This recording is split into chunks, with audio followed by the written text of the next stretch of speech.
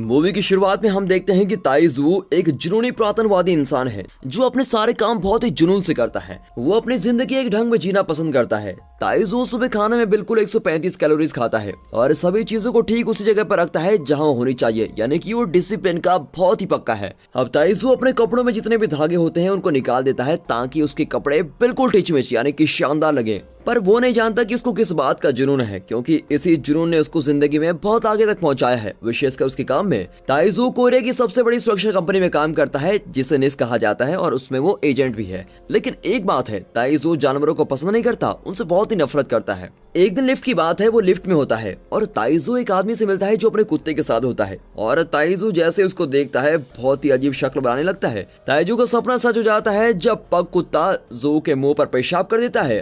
पग का मालिक ताइजू से माफी मांगता है और उसका मुंह पोंछ देता है और इस बात से वो काफी परेशान हो जाता है। फिर काम पर जब जाता है तो काफी गुस्से में शूटिंग करता है, लेकिन उसका मूड तब सही होता है जब उसके ऑफिस के साथ ही आते हैं और उसको उसकी उन्नति के लिए मुबारकबाद देते हैं। अब बाद में पता चलता है कि सबको एक बड़े प्रोजेक्ट पर काम करना है और उसकी बातचीत के लिए बैठक बुलाई जाती है। उन्हें चाइना से एक जरूरी इंसान को सुरक्षा देनी है जो कि एक समारोह के लिए लाया जा रहा है। अब ये समारोह कोरिया और चाइना के कूटनीतिक रिश्तों के 25 साल पूरे होने पर रखा गया है। इस समारोह में उस जरूरी इंसान को चाइना से कोरिया के लिए शांति के प्रतीक के तौर पर भेजा जा रहा है और ये दोनों देशों की राजनीतिक संबंधों के लिए बेहद ही जरूरी है। कहते हैं जिस इंसान को चाइना से कोरिया लाया जा रहा है वो कोई इंसान नहीं बल्कि एक पांडा है जिसका नाम मिंग मिंग है। फिर डायरेक्टर सबसे पूछती है कि उसकी सुरक्षा की जिम्मेदारी कौन लेगा, कौन इसका सिक्योरिटी चीफ बनेगा। हालांकि ताइजू को तो जानवरों से काफी नफरत है, लेकिन फिर भी अपनी तरक्की को बचाने के लिए ताइजू ये जिम्मेदारी लेने के लिए तैयार हो जाता है। अब इवेंट वाला दिन आ जाता है और सभी लोग मिंग मिंग को देखने के लिए बड़े उत्तेजित हो रहे होते हैं कि कैसा पांडा आएगा। ताइजू पूरी जगह को देख रहा होता है और उधर की सुरक्षा का बिल्कुल ख्याल रखता है कि कहीं कोई जरा सी भी चूक ना हो जाए। अब पूरी सुरक्षा को देखने के लिए फौज के कुत्तों को भी वहां लाया जाता है। फिर ताइजू की मुलाकात जूनियर एजेंट क्रॉनी से होती है जो अभी अभी न्यूजीलैंड से वापस आया है। ताइजू को खुश करने के लिए क्रॉनी उसको अपना पेन दिखाता है जो 100 मील तक सारी बिजली से चलने वाली चीजों को बंद करता है। क्रॉनी के इरादे नेक हैं, लेकिन अपनी किस्मत की वजह से हमेशा पंगे में फंस जाता है। फिर ताइजू क्रॉनी को दूर रहने के लिए कहता है और किसी भी तरह की दखल अंदाजी करने के लिए मना कर देता है। और फिर समारोह शुरू होता है और मिंग मिंग को लोगों के सामने लाया जाता है। सारे लोग बहुत ही खुशी मनाने लगते हैं और मिंग मिंग की फोटोज भी ले रहे होते हैं और वीडियोस बना रहे होते हैं। तभी अचानक एक जगह पर हलचल मच जाती है और लुटेरों की टोली वहां पहुंच जाती है, वो भी बॉम्ब के साथ, और वहां विस्फोट होता है। अब मंच पर धुआं वाले बॉम्ब फेंके जाते हैं जिससे सारे लोग इधर उधर भागना शुरू करते हैं। मिंग मिंग ये देखकर घबरा जाता है और वहां से भाग जाता है और क्रॉनी ये देख लेता है और उसका पीछा गाड़ी भी करता है। अब ताइजू भी उसके पीछे भागता है, लेकिन उसे रुकना पड़ता है क्योंकि लुटेरे मिंग मिंग को बंदूक से मार रहे होते हैं। अब ताइजू उनको रोकने की कोशिश करता है, लेकिन वो लोग धुएं वाले बॉम्ब का इस्तेमाल करके मिंग मिंग को वहां से लेके चल जाते हैं। ताइजू उनका पीछा करने ही वाला होता है, लेकिन क्रॉनी उसको गाड़ी से मार देता है। क्रॉनी एक बार और साबित कर देता है कि उसका होना किसी अनोनी से कम नहीं है। फिर ताइजू हवा में उड़ता है और उसका सर नीचे जमीन पर टकरा जाता है और बेचारे को चोट भी लग जाती है।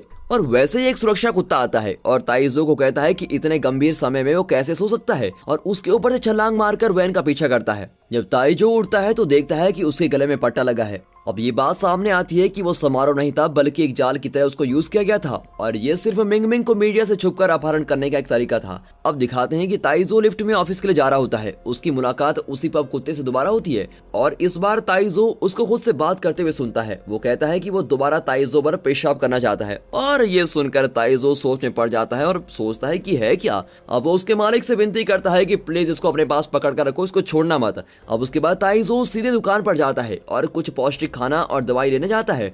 दुकान में जानवरों के सेक्शन पर हैमस्टर ताइजू को कहता है कि उसे वो घर लेके जाए और उसको अच्छा डिस्काउंट भी मिलेगा। तभी आगे चलकर एक कांटेदार चूहा हैमस्टर को नीचे दिखाने के लिए अपनी रीढ़ की हड्डी के बारे में बताता है और कहता है कि हम में से कौन बेहतर पालतू जानवर है। अब ये सब देखकर ताइजू वहां से भाग जाता है और ऑफिस पहुंच जाता है और ऑफिस पहुंचकर ताइजू देखता है कि मछलियां भी उस पर हंस रही होती है क्योंकि उन्हें लगता है कि ताइजू अपनी तरक्की की उम्मीद लगाए बैठे था और आज वो काम से निकाला जा रहा है। फिर ताइजू डायरेक्टर से पूछता है कि उसने उसको जॉब से निकाल दिया क्या। इस पर डायरेक्टर कहती है कि वो तो एक बेहतरीन एजेंट है, उसको निकालने से कंपनी को नुकसान होगा। और ये सुनकर मछलियां उस कर्मचारी के बारे में बात करने लगती हैं जिसने टैंक में बोगस डाले थे। मछलियाँ काफी ज्यादा आवाज करने लगती हैं, जिससे ताइजो चिढ़ने लगता है और जोर से चिल्लाने लगता है। अब सभी लोग उसको हैरानी से देख रहे होते हैं। फिर ताइजो डायरेक्टर से कहता है कि वो जानवरों से बात कर सकता है और डॉक्टर को लगता है कि उसकी दिमागी हालत ठीक नहीं है, इसलिए वो ऐसी बकवास कर रहा है और इसलिए वो ताइजो को कुछ दिनों के लिए आराम करने के लिए कहती है। अब उसके बाद दिखाते हैं कि ताइजो सीधे चिड़ियाघर में जाता है जहाँ नकली मिंगमिंग को रखा हुआ है। वो नकली मिंगमिंग कोई और नहीं बल्कि क्रॉनी होता है, जो चिड़ियाघर में इसलिए रखा है ताकि लोगों को ना पता चले कि असली मिंगमिंग का अपहरण हो गया है। ताइजो और क्रॉनी पिछले कमरे में मिलते हैं और यहाँ गलती से क्रॉनी के कपड़ों को आग लग जाती है और उसको हॉस्पिटल में ले जाया जाता है। फिर घर जाते वक्त ताइजो को मादा गोरिल्ला कहती है कि उसे पता है कि वीआईपी पांडा कहाँ मिलेगा, लेकिन ताइजो को पहले उसके लिए उसकी पसंद की किताबें लानी पड़ेंगी। फिर ताइजो उसके लिए किताबें लेकर आता है जो नेशनल जियोग्राफिक ने पब्लिश की है। फिर गोरिल्ला उसको बताती है कि उस कुत्ते का नाम एली है जो ताइजो के ऊपर से छलांग लगाकर गया था जब वो नीचे गिरा हुआ था, और एली ने उन लोगों का पीछा भी किया था और उनकी खुशबू को भी पहचान लिया था। ताइजो को अगर एली मिल गया तो वो मिंगमिंग को ढूंढ लेगा और उसी शाम को ताइजो उस घर में जाता है जहाँ जानवर अपनी बहादुरी की डींगे मार रहा होता है। वो कहता है कि उसने कैसे सर्बिया में सैनिकों को बचाया था और वैसे ही ताइजो वहां जाता है।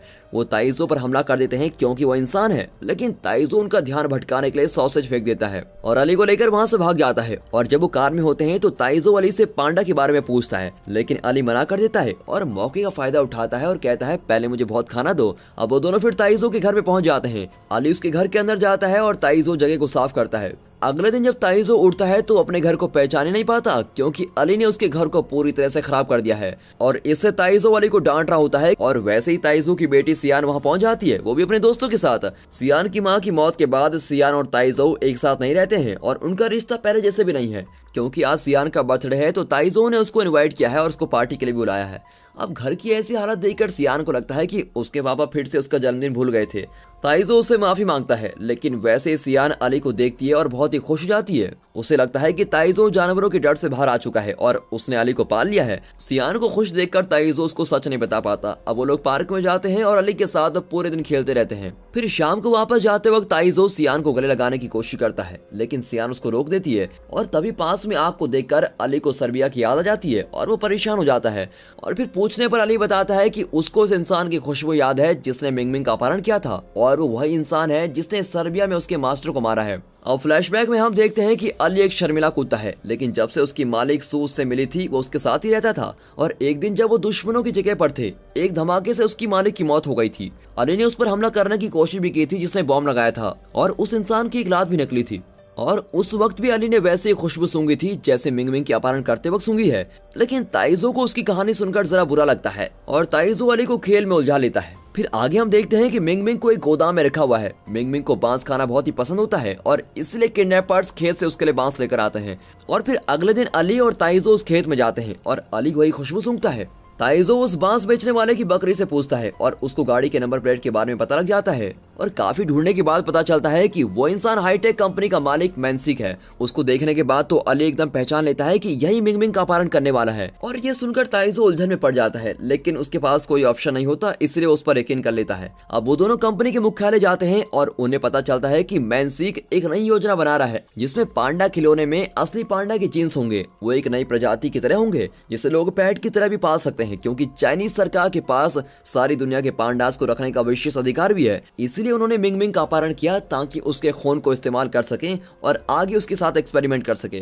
ताइजो मैंसिक पर हमला कर देता है और उसके बॉडीगार्ड्स को गिरा देता है। ताइजो मैंसिक का अपहरण करके एनआईएस के मुख्यालय में लेके आता है, लेकिन गलती से अली को पीछे छोड़ देता है। और एनआईएस के डायरेक्टर ताइजो से पूछती है कि उसके पास क्या सबूत है कि उसने मिंगमिंग को अपहरण किया है। अब ताइजो के पास तो इसका जवाब नहीं होता और ये बात सामने आती है कि जब अपहरण हुआ था तो मैंसिक न्यूयॉर्क में था, इसलिए गलत आरोप लगाने की वजह से बेचारे ताइजो को नौकरी से निकाल दिया जाता है। और आगे हम देखते हैं कि मैंसिक इसके बाद सीधे अपने लोगों के पास जाता है जिसने मिंगमिंग का अपहरण किया था। अब अली परेशान हो जाता है जब डिमित्री को मैंसिक का मास्क पहने देखता है। डिमित्री मैंसिक को धमाका करने वाले कैप्सूल दिखाता है जो इंसानों को खिलाओ या जानवरों को वो थोड़ी देर में फट जाएगा। अली जो अभी तक मैंसिक का पीछा कर रहा था वो ये सब सुन लेता है और उससे सब कुछ पता लग जाता है। अब उसके बाद अली मिंगमिंग से मिलता है और उसको वादा करता है कि वो उसको यहाँ से निकाल देगा। उसके बाद अली भागकर ताइजो के घर में जाता है और उसके घर की घंटी बजाता है, लेकिन ताइजो दरवाजा नहीं खोलता वो अब अली पर भरोसा नहीं करता क्योंकि अली की वजह से उसकी नौकरी चली गई है। फिर फौज के लोग अली को लेकर चले जाते हैं और जब सियान अली से मिलने वापस आती है तो उसको बहुत ही बुरा लगता है कि उसके पापा ने उसको छोड़ दिया है और ये देखकर ताइजो अली को बचाने के लिए फौजियों के कैंप में चला जाता है।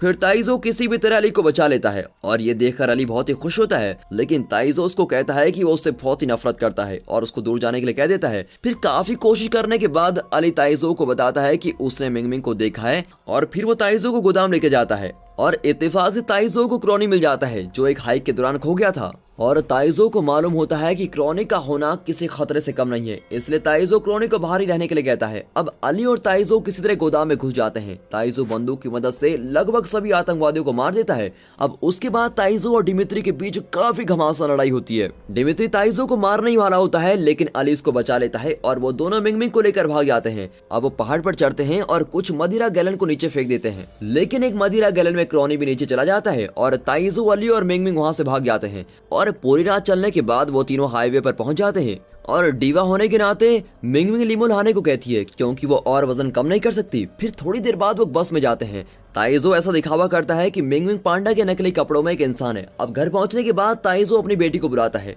और मिंगमिंग से मिलाता है और फिर वो दोनों एक साथ खेलते हैं। गोडाउन में हम देखते हैं कि मैनसिक मिंगमिंग के चले जाने के बाद काफी गुस्से में होता है और वो डिमित्री से लड़ने लग जाता है और फिर आतंकवादी मैनसिक को कैप्सूल खिला देते हैं और रूम में बंद कर देते हैं और ये बात सामने आती है कि डिमित्री का असली प्लान है पांडा को धमाका करने वाला कैप्सूल खिलाकर वापस चिड़ियाघर में भेज देने का है। और जब मिंगमिंग को समारोह में बुलाया जाएगा तो बाकी लोगों के साथ कोरिया और चाइना के नेता लोग भी धमाके में मर जाएंगे और जब सारे आतंकवादी बाहर आते हैं तो गोडाउन में धमाका हो जाता है, जिससे ये पता चलता है कि मैनसिक ने जो कैप्सूल खाया था वो काम कर रहा है। फिर ताइजो डायरेक्टर को घर पर बुलाता है और मिंगमिंग से मिलवाता है। ताइजो के घर पर बाकी सभी जानवर भी होते हैं जिनसे वो बात करता है। ताइजो मिंगमिंग के लिए लीमो मंगवाता है और उसको उस जगह पर भेज देता है जहां नेता लोग मिलने वाले होते हैं। मिंगमिंग को छोड़ते वक्त अली को बहुत ही अजीब सी खुशबू आती है और वो उसका पीछा करता है और डिमित्री के लोग उसका अपहरण कर लेते हैं। ताइजो अली को अपहरण होते हुए देख लेता है लेकिन उसको बचा नहीं पाता और फिर ताइजो घर वापस जाता है और तोते को कहता है कि उसको ढूंढो। अब तोता बाहर जाता है और बाकी सभी पंछियों को अली के लिए ढूंढने के लिए कहता है और इसी दौरान डिमित्री